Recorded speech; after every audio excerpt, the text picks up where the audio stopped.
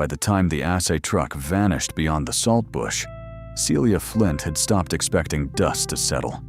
It rose, hung, and traveled after every wheel, as if the road itself had been ground down to a powder too fine to remember where it belonged.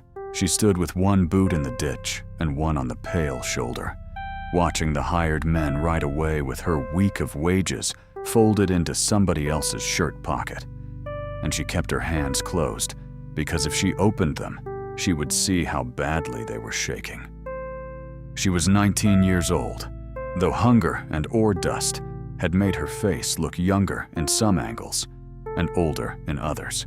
At the sampling camp, they had called her a miner when they needed somebody small enough to crawl under rotten lagging or stubborn enough to swing a single jack until her palms split. When the assays came back poor and the man with the clipboard decided the crew had never officially existed, she became a girl in dirty trousers, standing beside a dry road with a bedroll, a hand pick, a short gad, a coil of wire, a tin cup, and no place that expected her by nightfall. Candle wash lay ahead in a wide white curve between low volcanic ridges. Nothing in it looked like water. The wash carried the pale bones of shrubs, cow prints hardened into cups, flakes of gray tuff, and an occasional strip of rusted can metal that flashed when the sun found it. To the east, the sky had the brittle copper color that came before desert thunder. Clouds were climbing over the far rim in black columns, but the air around Celia still burned clear and dry. Her tongue felt too large for her mouth. Each breath tasted of sun-struck stone. She did not follow the road. Roads belonged to men who could say they had papers, addresses, reasons for being where they were. Celia dropped into the wash and walked where the walls began to rise, choosing shade when it appeared, and testing every shadow for snakes before she stepped into it. She had been taught to notice the sound of ground under a boot. Hollow meant caution. Crisp meant crust. Powder over hard pan meant a flood had recently scrubbed it clean. The wash floor gave out a dull, packed knock. If rain fell above, all that dullness would become a moving wall. She needed height before evening. She needed a back not open to the sky. She needed the little mercy of stone between herself and whoever came down the road after dark. The cave was not much more than a bite in the cliff when she found it. A seam of softer ash had weathered out under a cap of black basalt, leaving a half-moon hollow above the wash floor. A fox or coyote had used it once, then abandoned it when the roof began to grain down in thin flakes. Celia climbed to it on hands and knees, dragging her bedroll with the wire looped around her wrist. Inside, the air smelled of dust, animal hair, and the faint mineral sourness of old rain. The ceiling pressed low enough that she had to tuck her chin. Still, it was shade. Still, she could see the wash mouth below before anything below could see all of her. She drank the last heat-warmed mouthful from her canteen and lay on her side until the hammering behind her eyes slowed. The cliff gave small ticks as it warmed and cooled. Somewhere above, loose gravel skittered. The storm clouds thickened, their undersides bruised purple. Celia rolled over and measured the cave with her body. Too shallow. If the rain came hard and night wind blew straight in, she would be wet to the bone. If anything larger than a fox climbed after her, she would have to crawl past it to escape. A cave like that was not shelter. It was only a place where danger had to bend down. The back wall was soft, tough, with thin cream bands through it. She scraped it with the gad. Powder came away easily. The sound underneath was not solid, not open either, but different from the dead thud of cliff. A miner learned to hear differences because differences were warnings before they became accidents. Celia sat with her knees braced and tapped again. The wall answered with a dry, wooden note. She waited. She was so tired that the note could have been hope making a lyre of stone. The second tap, gave the same answer. By then, the wind had begun to move. It entered the cave with the first smell of rain from far away, cool and metallic, too sudden after the day's heat. Celia looked at the low mouth behind her, at the wash below, at the sky building itself into weight. She had widened worse holes in worse rock.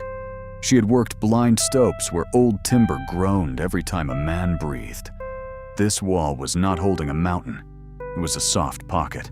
If she cut carefully, she could make room to sit upright, perhaps a shelf for her pack, perhaps enough space that the coming storm would not slap water straight over her blanket.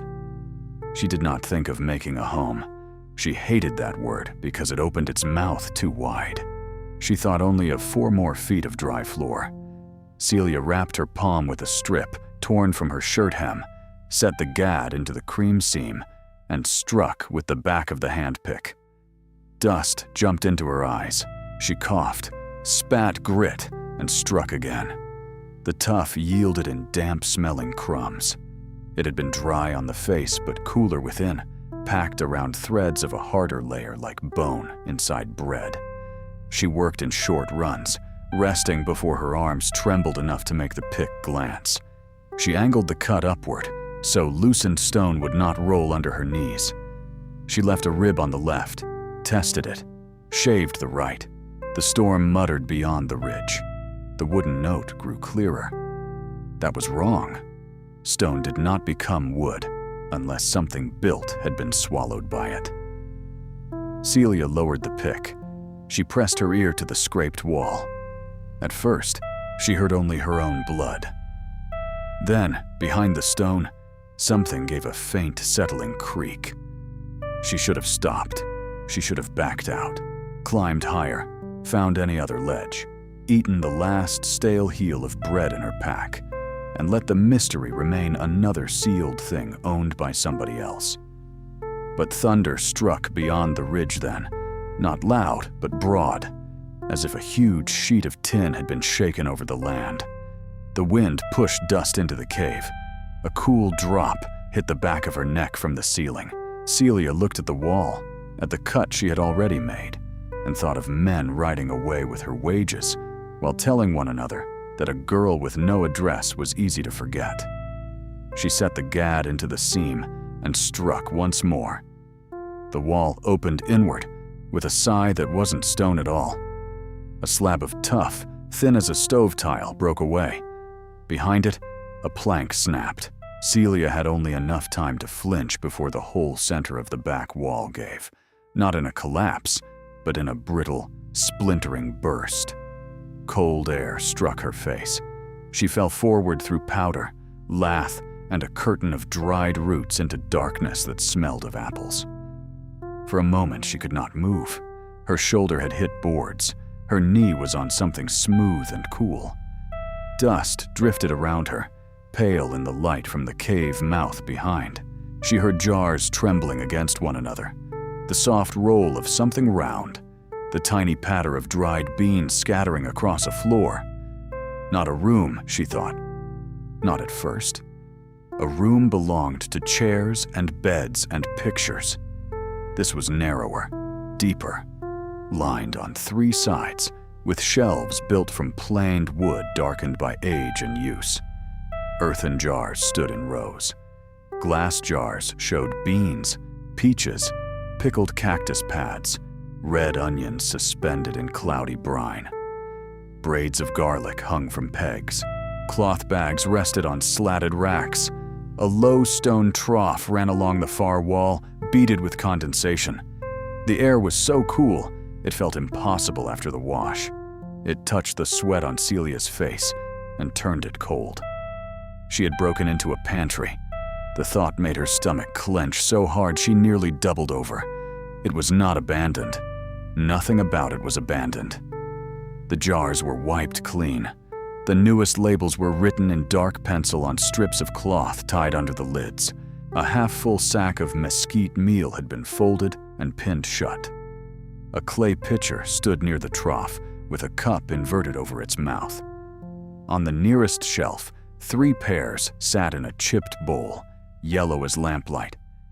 Celia stared at the pears until her vision blurred. Nobody saw her. Nobody shouted. Rain began ticking outside, faint and separated. She could crawl back through the hole. She could pretend she had never seen this place. Her stomach made a low sound that seemed larger than the room. One pear had a bruise near the stem. She reached for it, then drew her hand back and wiped her fingers on her trousers, as if hunger had made them dirty. A pantry meant a person. A person meant a claim, anger, a gun perhaps, a dog. A story in which Celia was the thief because the wall had broken where her pick struck it. She knew that story before anyone told it. It followed her from bunkhouse to bunkhouse.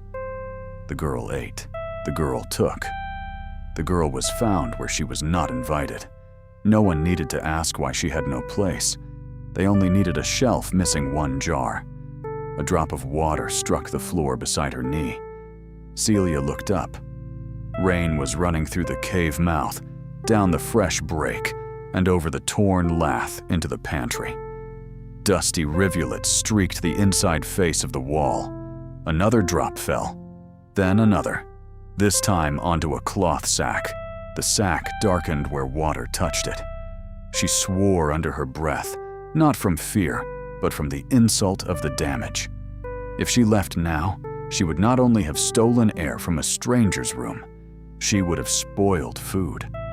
The old habit of work rose before shame could stop it. Celia pushed herself upright and inspected the breach. The wall between cave and pantry had been made of split lath, plastered with tough mud, then backed by a thin rubble fill. Not meant to bear weight, meant to hide.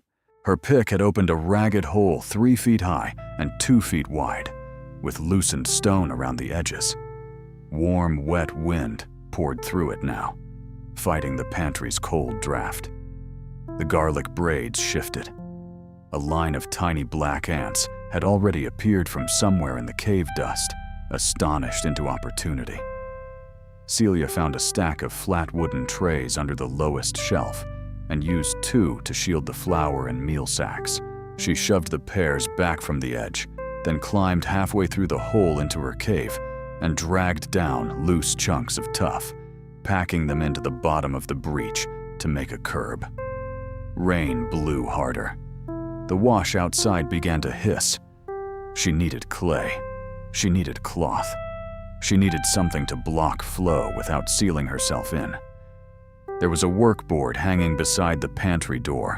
It held a coil of twine, a blunt needle, a scraping knife, a square of beeswax, and narrow folded cloths cut from old flour sacks.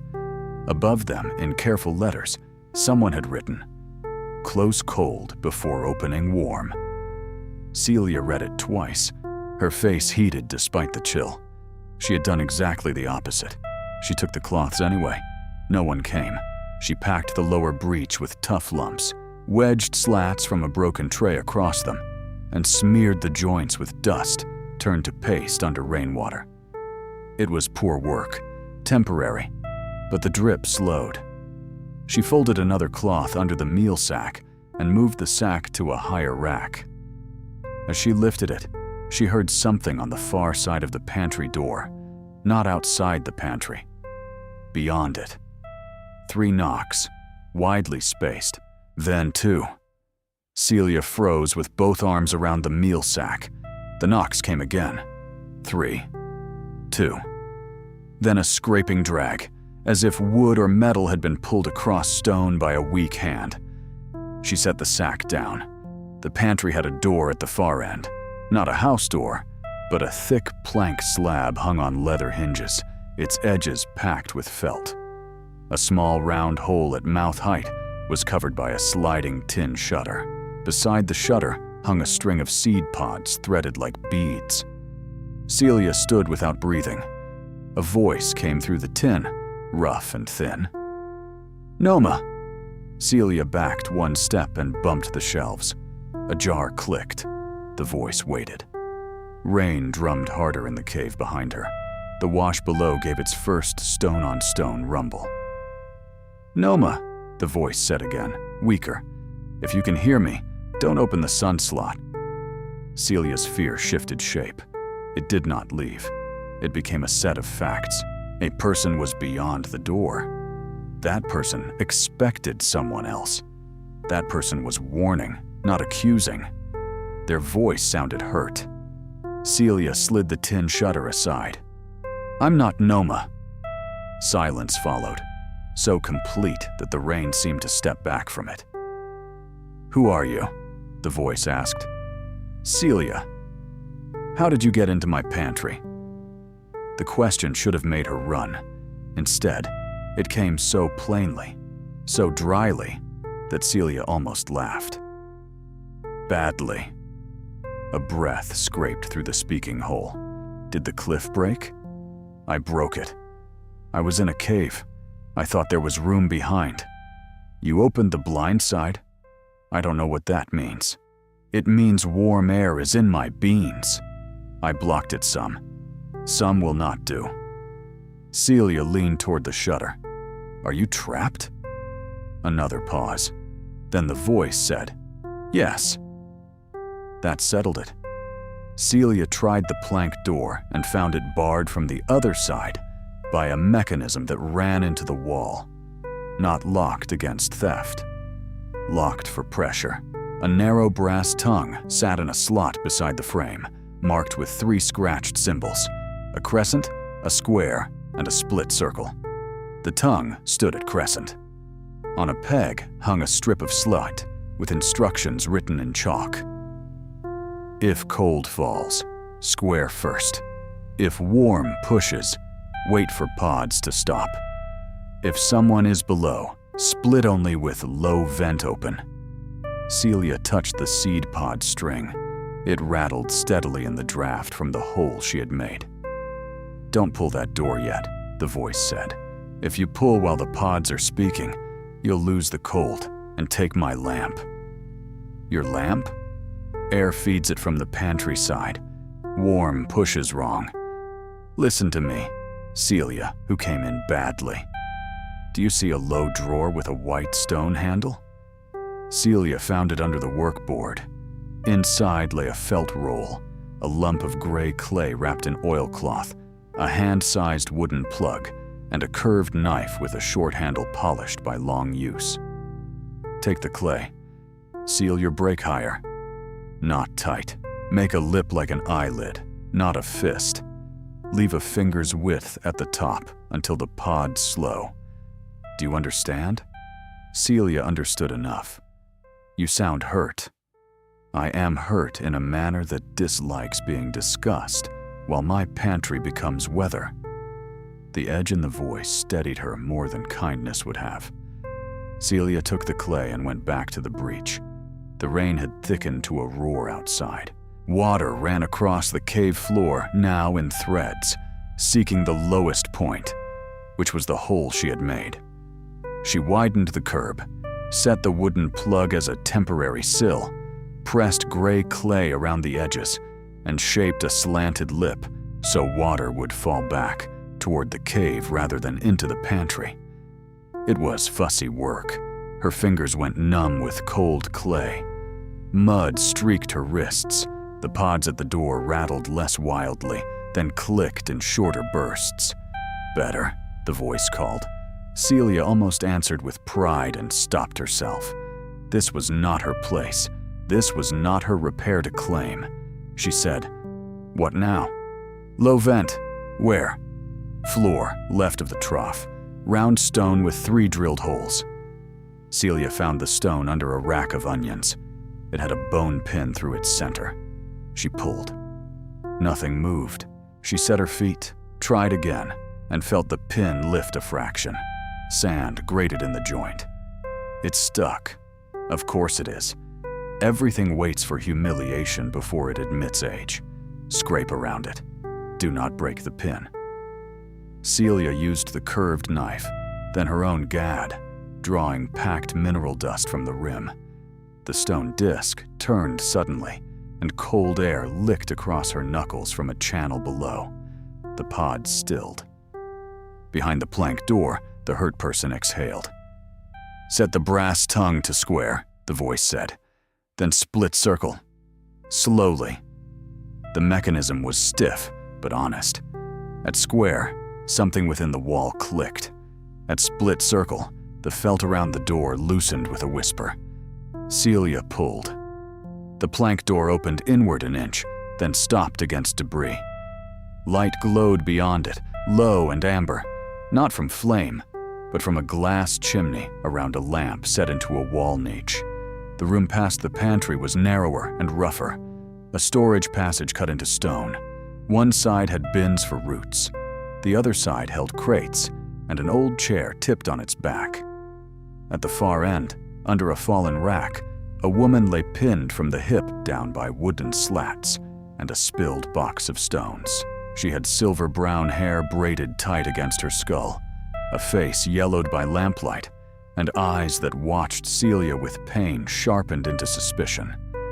She was not old enough to be a hermit in a story, and not young enough to be careless. Her dress was patched at both elbows. One boot was gone. Her left hand held a long awl, as if she had meant to stab the next thing that entered. "Etta Morn," she said, "since you are in my pantry, you may as well know whose anger you have earned." "Celia Flint," Celia replied, because giving only a first name now felt smaller than the hole she had made. Etta looked her over. "Minor?" "Sometimes." "Then prove the useful part." Celia slipped through the narrow gap and crouched by the fallen rack. It had not simply toppled. A wedge stone had dropped from a pocket in the wall and struck the upright, folding the rack across Etta's thigh. The box of stones had spilled as ballast, pinning the slats in place. Celia smelled damp clay and old potatoes. The lamp flame shuddered whenever thunder rolled. "How long?" "Since before noon." Celia glanced at Etta's mouth. Dry lips. Sweat cooled on the upper lip. The pinned leg was not bleeding badly, but pressure could do what blood did not show. "Why didn't your Noma come?" "Noma died 6 winters ago. I talk to her when I'm annoyed at being alive." Celia absorbed that without comment. "I need a lever." "Behind you. Ash bar. Not the cedar one. Cedar splits." The ash bar was longer than Celia's arm and heavy enough to matter. She cleared crates, tested the rack, and studied the angles. There was no room to lift straight. If she pried against the wall, she might pull more stones loose. If she dragged, she might grind the slats into Etta's leg. She needed cribbing. She found short blocks under a bin, smelled mouse nests, ignored them, and set 2 blocks near the pressure point. "I'm going to lift a little." Block. Lift again. "I would prefer not to lose the leg. I would prefer not to learn your pantry rules by killing you."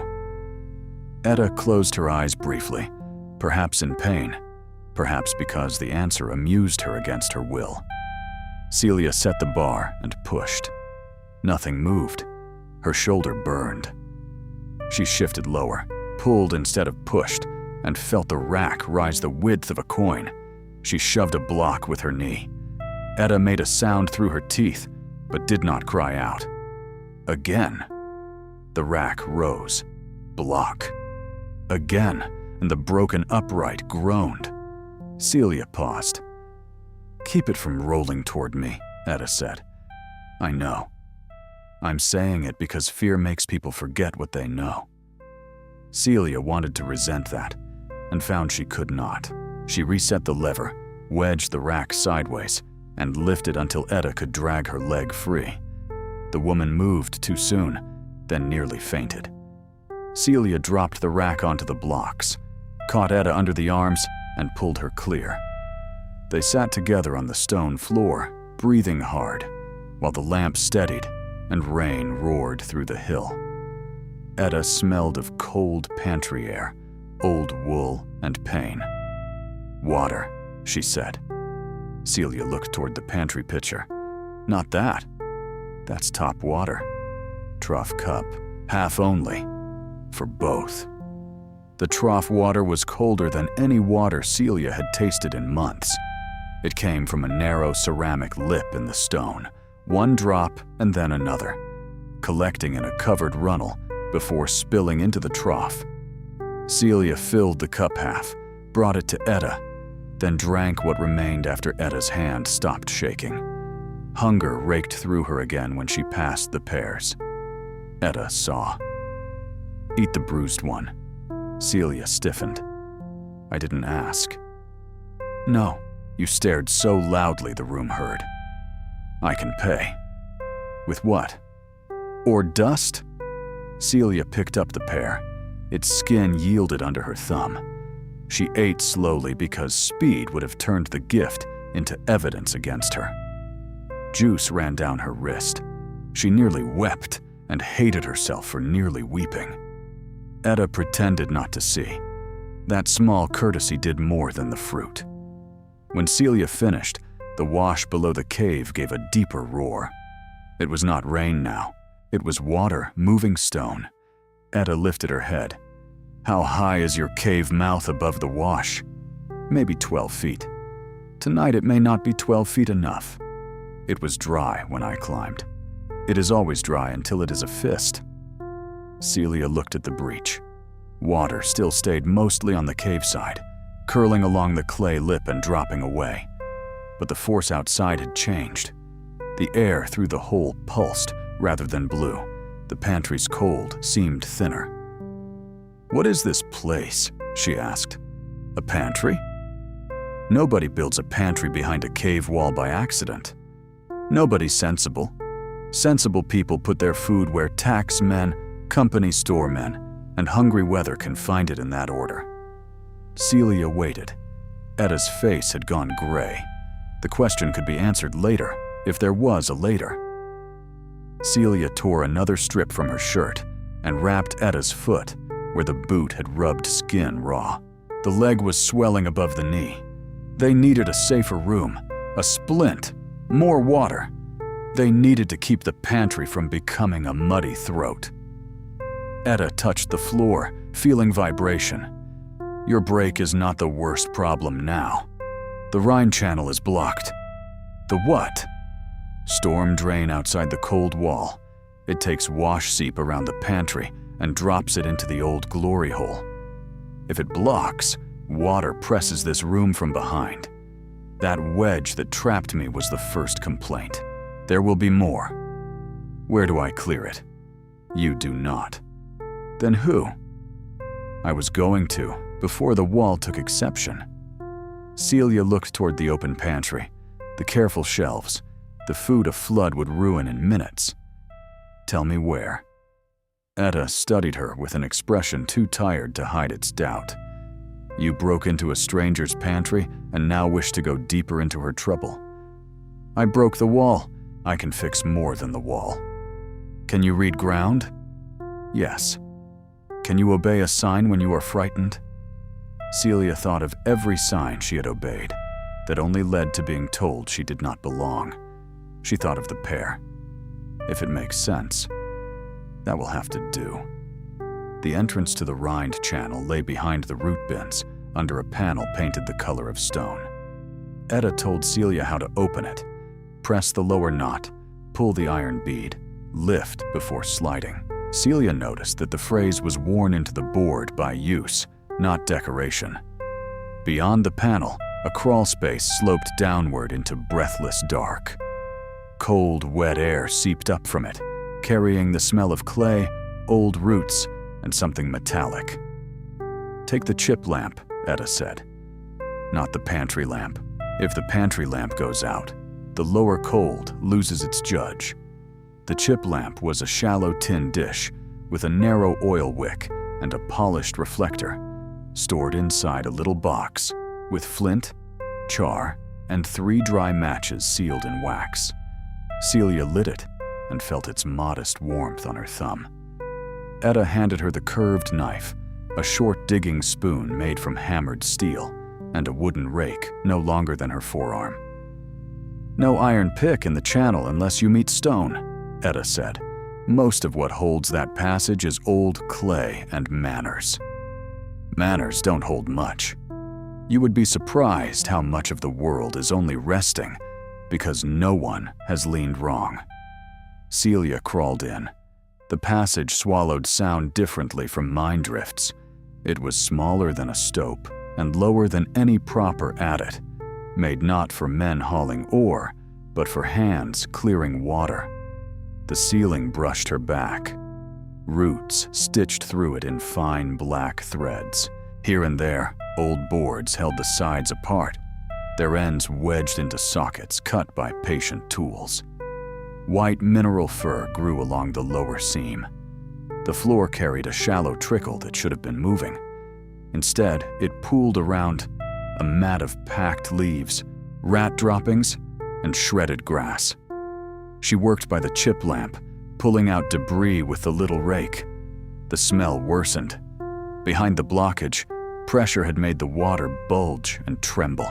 She cleared the top gently, then the sides, afraid of releasing too much at once. A muddy burrow opened under the mat. Pack rats had dragged mesquite pods, rags, straw, and a strip of blue paper into the channel. Celia dug until her shoulders shook. Then the blockage gave. Water surged past her elbow with a force that knocked the lamp sideways. She caught it against the wall, burning her thumb, and pressed her body flat as cold water raced under her ribs. Stones clicked somewhere below. The sound changed from trapped gulping to a steady chute rush, clean and descending. Celia smiled into the mud before she remembered she was alone in a stranger's drain. She backed out inch by inch, dragging the worst of the nest after her. In the passage room, Etta had pulled herself upright against a crate, jaw tight, one hand pressed to her swollen thigh. The pantry lamp burned steadier. The pods near the door hung quiet. "You met the pack rat city," Etta said. "I evicted it. With mercy. With a rake. That is more mercy than some cities receive." Celia washed her hands in a basin Etta indicated, saving the dirty water for a bucket marked "floor only." The pantry seemed colder again. The jars no longer trembled. Outside, the storm struck fully. Rain smashed into the cliff, and the flash flood below roared so close, Celia could feel it spray through the cave breach whenever the wind shifted. She climbed to the hole and looked out. The wash had become a red-brown force, carrying branches, foam, and stones. Water leaped halfway up the cliff, then fell back, dragging gravel with it. Her cave mouth was no longer a doorway above danger. It was a notch above a moving machine. A plank from somewhere upstream spun past and shattered against the lower wall. Celia pulled back. "We stay in," Etta said. "There's no other way out?" "There is the root stair. It opens above the wash on the old goat bench. It is not kind to injured legs, and it dislikes being used in a storm. There is also the flower rise, but only a child or a fool could fit." Celia looked at her. "Which one am I? Hungry enough to become either. Not yet." They braced Etta's leg with slats from the broken rack and strips of cloth. Celia did the wrapping under instruction, because Etta knew how swelling moved, but could not bend without going white around the mouth. Afterward, Celia helped her to the pantry threshold where the air was best. Etta permitted one more half cup of trough water and one square of corn cake wrapped in waxed cloth. Celia ate the cake in 3 bites, then slowed before the 4th because she wanted to remember chewing. The pantry was larger than it first seemed. Once fear loosened, detail stepped forward. The shelves were numbered not in a row, but by temperature.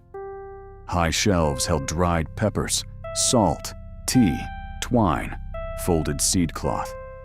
Middle shelves held jars, all labeled with place, month, and condition. Lower racks held roots nestled in sand.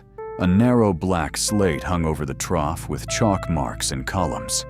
Wet, cold, sweet, sour, door, wall. No dates like a diary, no private complaints, only the daily state of what kept food alive. Beside it was a board covered with small oval chips made of bone, each burned with a different mark. A hand, a mule, a pot, a star, a crooked ladder, a cup.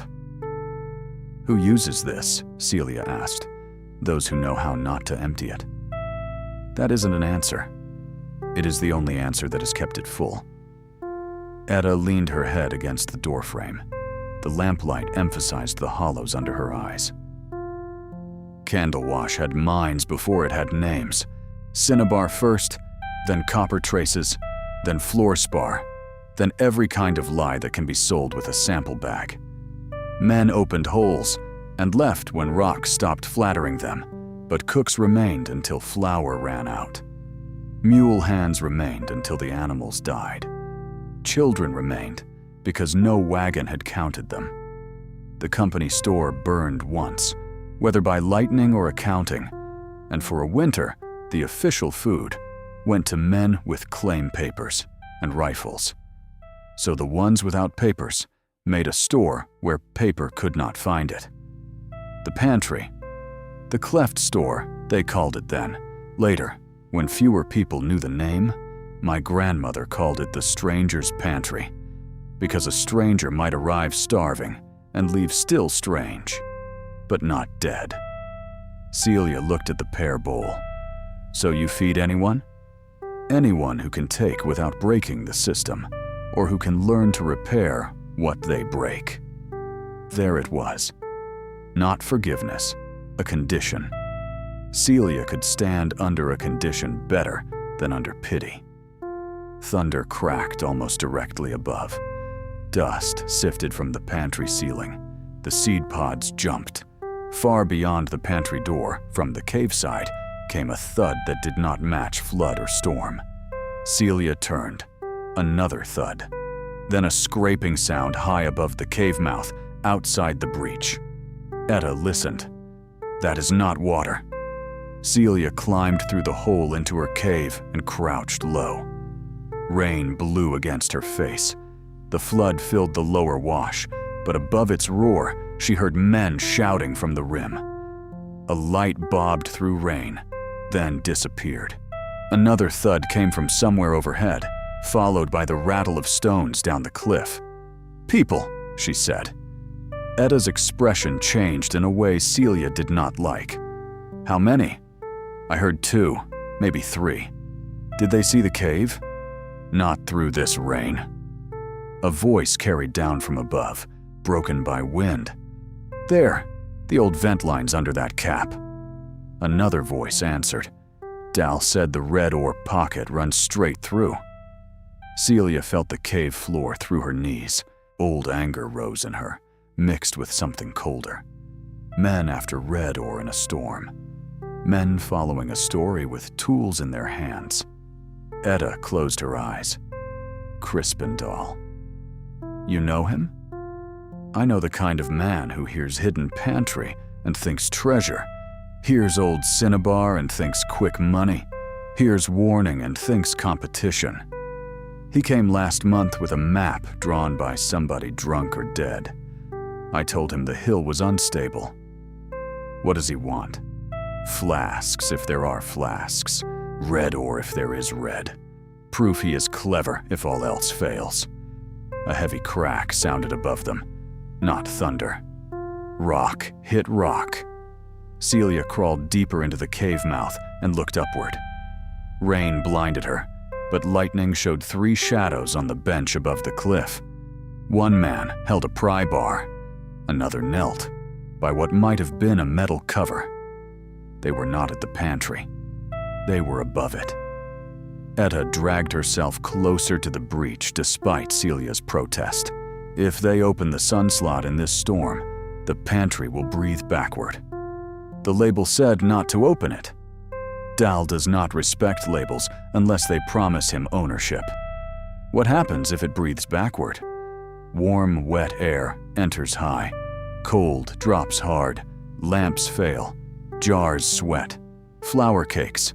More urgently, old cinnabar dust from the upper vent may come down through the dry throat. It is not a poison that forgives enthusiasm. Celia watched another light move. The men had found something, Wind carried the clang of metal. How do we stop them? We do not reach them from here fast enough. You said root stair. In this rain, with my leg, it might as well be the moon. With my leg? Etta looked at Celia for a long second. You are not dressed for that climb. I am not dressed for anything that has happened today. Etta almost smiled. The root stair is behind the pepper shelves. It goes up through a split in the tuff. At the top, there is a shutter shaped like a stone. If you open it wrong, water enters. If you step right without testing, the bench may peel under you. Tools? Take the thorn hook and the canvas hood. Tie the brown line to your waist. If the line jerks twice, stop. If it goes slack, shout. If you smell bitter metal, cover your mouth and come down. Celia did not ask who would hold the line with Etta injured. She tied it around her waist, looped the other end through a wall ring, and placed the free coil within Etta's reach. The root stair was not a stair in any ordinary meaning. It was a steep, natural crack improved by handholds, root knots, and little hammered pegs. Celia climbed with the chip lamp dark, trusting the dim glow that filtered through mineral seams whenever lightning flashed outside. Her burned thumb throbbed. Mud from the rind channel dried on her sleeves until new water loosened it. The canvas hood smelled of old smoke and pepper. Halfway up, the air changed. It tasted sharp, metallic, and dry under the wet storm. Celia pulled the hood over her mouth and kept climbing. Voices grew clearer. "Cover's jammed," one man said. "Break the hinge." Dal said, "Don't damage old workings." Dal says many things before he asks us to damage them. Celia reached the shutter. It was a slab of tuff fitted into a frame, nearly invisible from outside. 3 finger holes at the lower edge allowed a person inside to lift and tilt it inward. Etta had said not to let water in. Celia waited until thunder covered the sound, raised the shutter just enough to see, and pressed her cheek to cold stone. The men were 10 yards away, crouched under the black shape of a basalt cap. One lantern lay on its side in the mud, turning rain into streaks of yellow. They had pried up a rusted round cover from the ground. Beneath it, a square iron throat opened into darkness. A breath of red dust had stained the wet stone around it. Crispin Dahl was thinner than his voice. He wore a town coat under a slicker and held a sample hammer like a gentleman pretending at labor. The 2 with him looked less certain, rain streaming from hat brims, boots sliding in the muck. "We wait," one said. "This bench is moving." "We open enough to inspect," Dal answered. "Stormwater will wash loose material and show color. We may never get a better look." Celia did not plan to speak, but then Dal set his boot against the cover to shove it wider, and the seed pods below, tied to a door he had never seen, began to rattle in Celia's memory. She pushed the shutter open enough to make her voice carry. "Step back from that throat." The men spun. One lifted the lantern. Light caught Celia's mud-streaked face, emerging from what looked like solid rock. For one ridiculous second, everyone froze, as if the hill itself had produced a dirty girl and an opinion. Dal recovered first. "Who are you?" "Someone under where you're breaking." The uncertain man swore and stepped back. "There are people down there?" "Yes." Dal narrowed his eyes. "Etta Morn sent you." "Etta Morn is injured because this hill is already dropping stones. If you open that vent, you'll send wet heat and cinnabar dust into her pantry." "Pantry?" Dal said, and greed made the words soft. So the old stories are true. Celia hated him then for hearing food and turning it into value. The old stories are breathable only if you close that cover. He laughed once. "Child, I have legal interest in abandoned mineral ground. I have a line tied around my waist. and a woman below with a crushed leg. Your paper won't hold the roof up. The bench shifted. All four felt it. Mud cracked near the open throat, a dark smile forming between stones. The lantern rolled, then stopped against a tuft of grass. One of Dal's men grabbed his sleeve. "Mr. Dahl." Celia did not wait for persuasion to do what fear could do faster. "Rain is going through the bench. That cover is part of a cold air system. Close it, or the passage below loses draft. If draft reverses, lamp goes out. If lamp goes out, you explain to yourself how your legal interest killed someone." The second man, older, moved first. He kicked the loose bar aside and reached for the cover. Dahl snapped, "Leave it!" The older man looked at the ground sliding under his boots and said, "No." Together, he and the younger man hauled the cover back over the throat. Dahl cursed them, then lost his footing as another sheet of rain struck the bench. Celia saw the mud under his right boot liquefy. He windmilled, dropped the sample hammer, and slid toward the edge where the cliff fell to candle wash.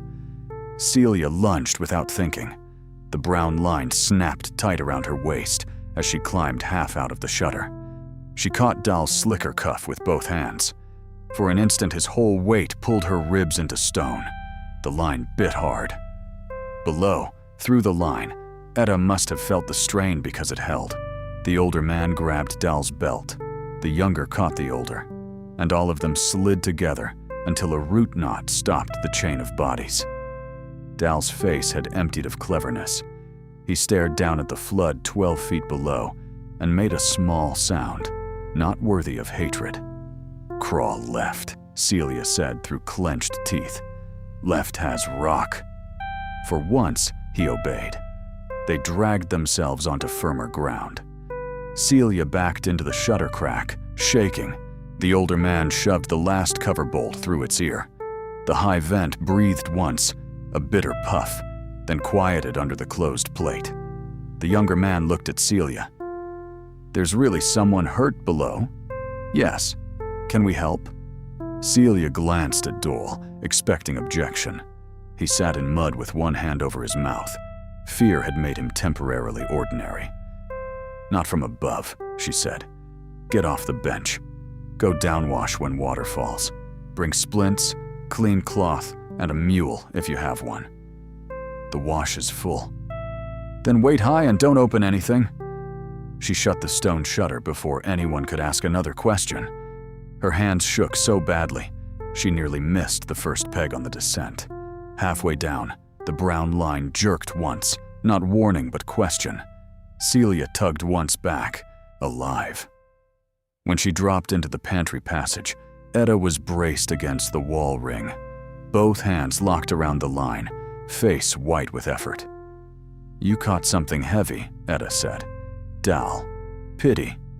I considered letting the wash educate him. Education is unreliable when the student drowns. Celia laughed then, a short, breathless sound that hurt her ribs. Etta laughed too, once, then pressed her hand to her leg until the pain passed. The storm did not end quickly. Desert rain spent itself like a person breaking furniture, in bursts and returns. All night the pantry and its surrounding channels worked. Now that Celia understood some of the system, she saw how alive it was, without pretending it had a mind. Cold air entered low through stone teeth, hidden in the wash wall above flood reach. Warm air left high through the sun slot when opened in dry weather. The Rhine channel carried seep around the storage rooms.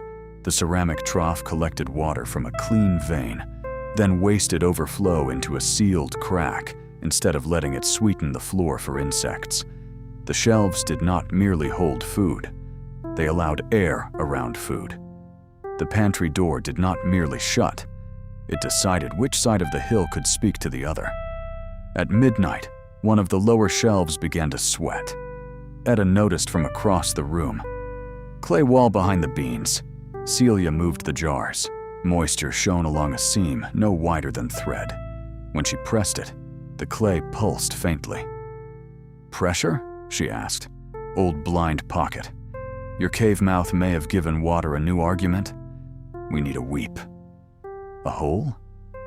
A controlled one. Celia found the weep pins wrapped in oilcloth. They were hollow reeds hardened with resin, each no thicker than a pencil. Under Etta's direction, she pierced the swelling clay near the bottom of the seam, bracing around it with 2 fingers so the wall would not tear. Water spat, muddy at first, then clear. She guided it with a strip of cloth into a pan and emptied the pan into the floor-only bucket until the pulse softened. "You know how to make pressure smaller," Etta said. "I know what happens when people pretend it isn't there." Etta looked at her then, not at her dirty clothes or torn shirt, but at the part of her that had learned in dark places. "Who taught you?" "Men who didn't mean to. Rock that did. Rock teaches by billing after the lesson, usually in blood." The pantry settled before dawn. The flood below dropped from a roar to a grinding mutter. Celia slept in pieces, sitting against a flour bin, waking whenever the seed pods moved. Once she woke to find Etta watching the breach. "I will not call it a good entrance," Etta said quietly. "I can close it." "No, if you close it as it was, the wall remains a lie with a scar. If you leave it open, the pantry becomes weather. We need a third thing." "A door?" "A need door." Morning came thin and yellow, with candle wash changed into a raw red trench below them. The flood had dropped enough to show torn roots hanging from the cliff and stones polished clean as teeth. Dal's 2 hired men had stayed on the high bench without touching another cover. The older one, Orvin Sile, shouted down that he had rope, a mule, bandages, and no wish to be paid for stupidity twice. Etta allowed him near only after Celia climbed out first and tested every step. They could not carry Etta through the root stair. Celia widened the bad break from the cave side, cutting it clean instead of larger, setting her shoulder to the work until the ragged hole became an arched passage with 2 honest faces. They slid Etta through on the broken rack, eased her across Celia's shallow cave, and got her down to the bench where the mule could stand. Pelvardo rode for a doctor. Dal did not appear again that day, which was the most helpful thing he had done. When Etta's leg was splinted and the fever had gone from her eyes, she looked up at the cave and said, "Now you could leave." "Yes," Celia said. "Many would." "Yes. Some would take 3 jars first." Celia wiped mud from the chip lamp. "I ate 1 pair." "I told you to." "I still broke in." "You broke in like weather," Etta said. "Then you worked like a door. Finish the door." So Celia stayed long enough to make the third thing. She refused to turn the cave into a hidden room or a claim of her own. Instead, she made it a threshold, a raised dry ledge, a cup and itch, tool sockets in the stone, and a narrow drain cut to throw rain away from the pantry wall. The door itself took cedar, wool scraps, felt, clay, and 3 failures before it fit. Its outer face looked like repaired tuff. Its inner face was smooth enough not to snag a sack. Beside the speaking shutter, she hung the seed pods where wind could tell on careless hands. Above the pull, small enough that anyone entering had to bow to read it, she carved, "Ask the cold first." As Etta healed, she taught Celia what the pantry chose to reveal through use. Names were burned under shelf boards, measurements scratched into jar rails, debts and returns written on bin lids because anyone taking flour had to see what had refilled it. No diary waited in a box. The cleft store kept its past where work would touch it. It had been made after the winter of the locked scales, when company food went only to the counted, and everyone outside the count learned to measure by need, return, and repair. Etta's family had kept the doors, not owned the food. That difference mattered. Celia understood it before she understood why it hurt. A deputy came with Dal's complaint before summer ended, and he left with a different face, after Etta showed him his mother's family mark beneath the bean rail.